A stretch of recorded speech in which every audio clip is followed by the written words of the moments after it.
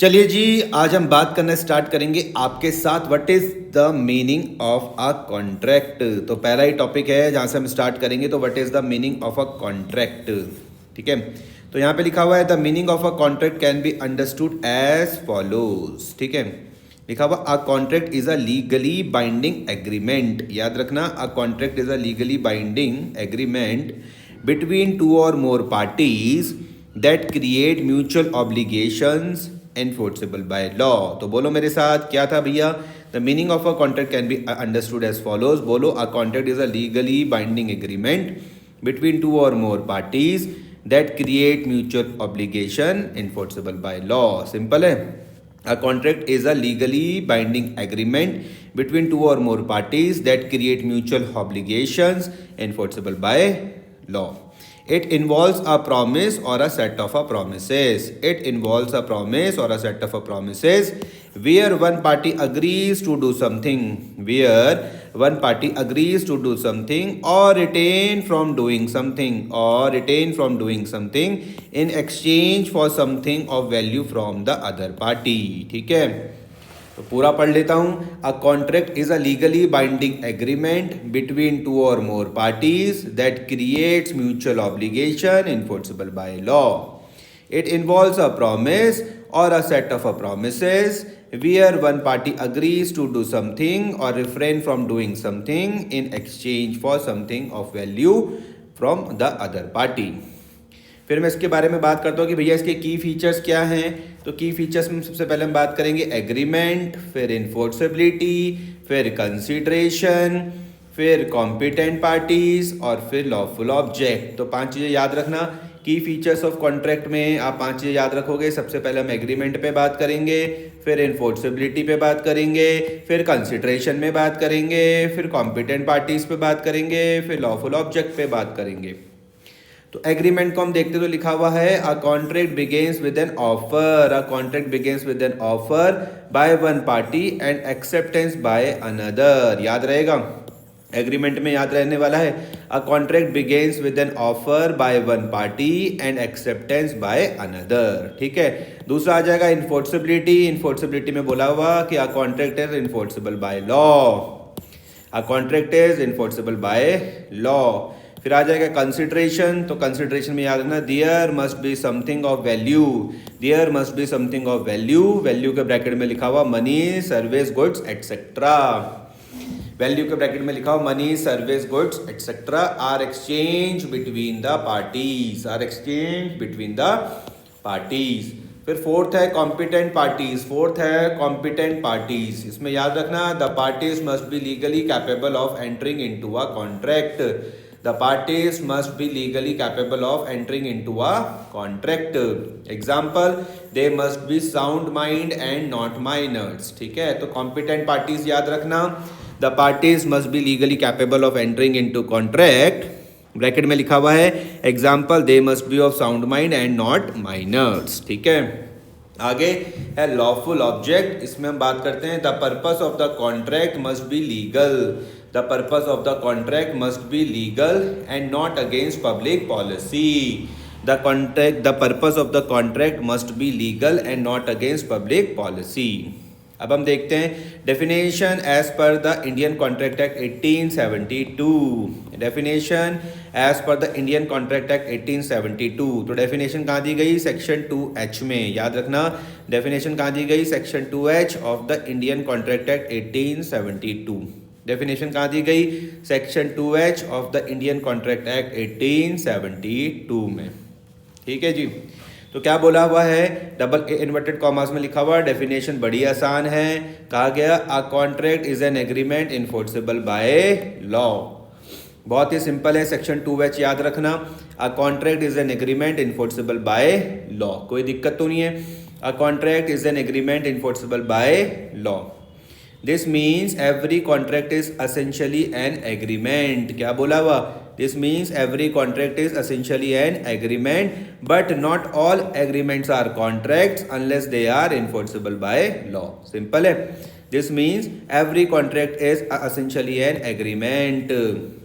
सारे के सारे भैया कॉन्ट्रैक्ट जो होते हैं is essentially an agreement, but not all agreements are contract unless they are enforceable by law.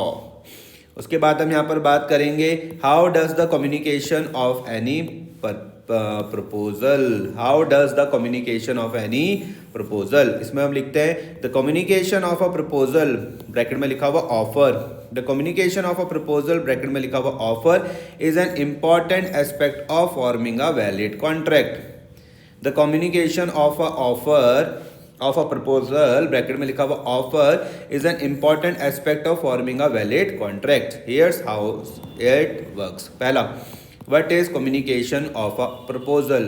What is communication of a proposal? पहला क्या है, what is communication of a proposal? इसमें लिखा हुआ the communication of a proposal, the communication of a proposal refers to the process by which the proposer, proposer कौन होता है उसके ब्रैकेट में लिखा हुआ the person making the offer, the person making the offer conveys their intention to the offeree, conveys their intention to the offeree. Offeree कौन है, the person to whom the offer is made, ठीक है, the person to whom the offer is made in a clear and definite manner. तो what is communication of a proposal, तो आप बोलोगे the communication of a proposal refers to the process by which the proposer, proposer कौन है, the person making the offer conveys their intention to the offeree, और offeree कौन है, the person to whom the offer is made in a clear and definite manner, in a clear and definite manner. आगे हम बात करते हैं, next आ रहा है legal provisions, legal provisions. Next क्या आ रहा है भैया, लीगल प्रोविजंस, किसमें, Indian contract act 1872। Legal provisions देखते हैं हम, इंडियन कॉन्ट्रैक्ट एक्ट 1872, इसमें लिखा हुआ एज पर सेक्शन 4, कौन सा, as per section 4 of the Indian contract act 1872, as per section 4 of the Indian contract act 1872 क्या कहा गया है, तो लिखा हुआ the communication of a proposal is complete, the communication of a proposal is complete when it comes to the knowledge of the person to whom it is made. Definition बड़ी आसान है, the communication of a proposal, the communication of a proposal is complete when it comes to the knowledge of the person to whom it is made. याद रहेगा, section 4 के हिसाब से याद रहेगा आपको किसका लीगल प्रोविजन क्या था, इंडियन कॉन्ट्रैक्ट एक्ट 1872 का। सेक्शन 4 किसका था, इंडियन कॉन्ट्रैक्ट एक्ट 1872।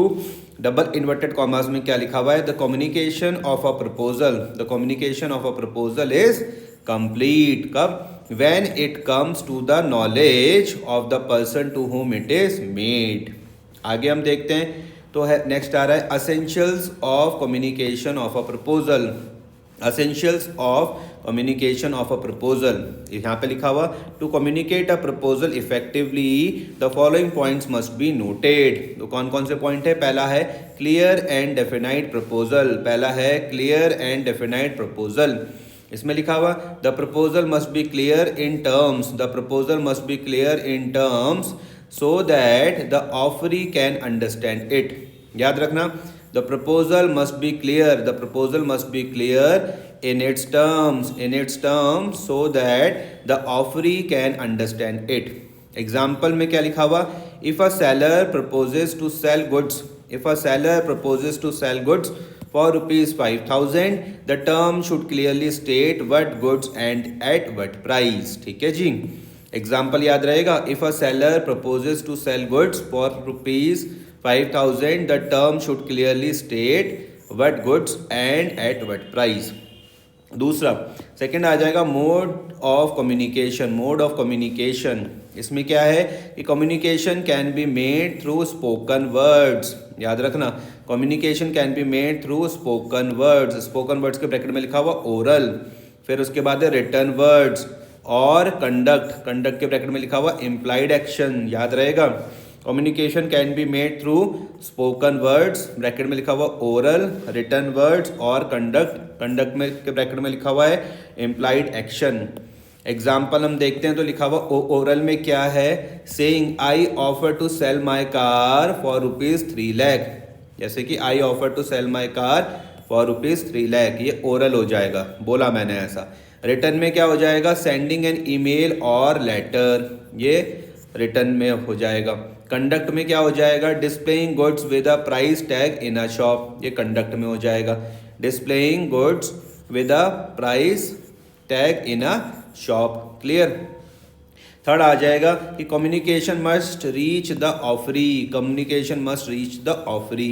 इसमें लिखा हुआ the proposal must come to the knowledge of the offeree, the proposal must come to the knowledge of the offeree.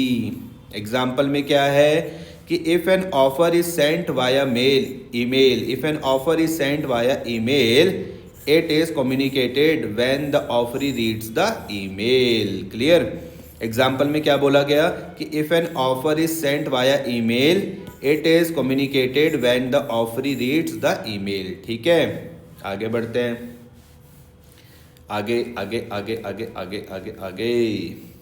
Fourth वाला पॉइंट है intentions to create a legal relationship. Fourth point क्या है, intention to create a legal relationship, कानूनी संबंध बनाने का इरादा। The proposer must intend for the proposal to result in a binding contract if accepted. The proposer must intend for the proposal to result in a binding contract if accepted.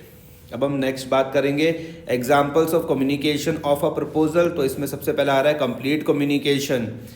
A sends a letter to B. A sends a letter to B offering to sell his bike. A sends a letter to B offering to sell his bike. The communication is complete when B receives and reads the letter. याद रहेगा, complete communication भैया कब होगा, A sends a letter to B offering to sell his bike. The communication is complete when B receives and reads the letter. दूसरा हम बात करते हैं इनकम्प्लीट कम्युनिकेशन। इसमें हो जाएगा A drafts an offer letter, A drafts an offer letter but never sends it to B, A drafts an offer letter but never sends it to B. The communication is not complete, the communication is not complete as B is unaware of the offer, clear. Next हम बात करने वाले हैं आपके साथ termination और lapse of a proposal, termination और lapse of a proposal. इसमें लिखा हुआ if the proposal is not communicated properly, if the proposal is not communicated properly और within a reasonable time, याद रखना, if the proposal is not communicated properly और within a reasonable time it may lapse, ठीक है। For example if the offer is not accepted within the time prescribed, if the offer is not accepted within the time prescribed or reasonable time, ठीक है। दूसरा है if the offeree does not receive, if the offeree does not receive the communication due to technical errors, example email failure, ठीक है। आगे in summary the communication of a in summary the communication of a proposal is complete only when the offeree receives and understands the terms of the proposal. Without affecting communication, a proposal cannot be accepted and hence no contract can be formed. तो summary में क्या मुझे समझा, बोला हुआ the communication of a proposal is complete only when the offeree receives and understands the terms of the proposal. Without affecting communication, a proposal cannot be accepted and hence no contract can be formed. तो हम next class में जो हम बात करेंगे वो हम बात करेंगे what is the relation between a contract and consideration. तब तक टाटा बाय बाय।